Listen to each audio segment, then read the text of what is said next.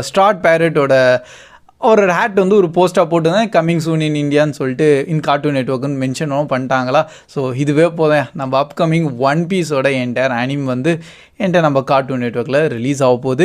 இது இப்போ பார்த்தீங்கன்னா நம்ம கிரன்ச்சி ரோல் ஆப்லேயே வந்து ஒன் பீஸ் இருக்குது, பட் அது வந்து வெறும் வானோவாருக்கு மட்டும் தான் அவைலபிளாக இருக்குது. ஸோ ஸ்டார்டிங்லேருந்து ஒன் பீஸ் எங்கேயா இருக்குது அஃபிஷியலின்னு பார்த்தீங்கன்னா அதான் ஒரு கொஷின் மார்க்கே கிரியேட் ஆகுது.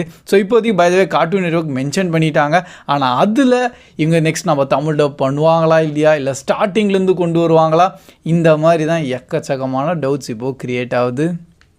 ஸோ ஆல்ரெடி நம்ம கார்ட்டூன் நெட்வொர்க் சேனல் தான் வந்து நம்ம மை ஹீரோ அகாடமியாவே வந்து நல்லபடியாக தமிழ் அண்ட் மல்டிடப் லாங்குவேஜோடையும் அவங்க தான் ரிலீஸ் பண்ணியிருந்தாங்க.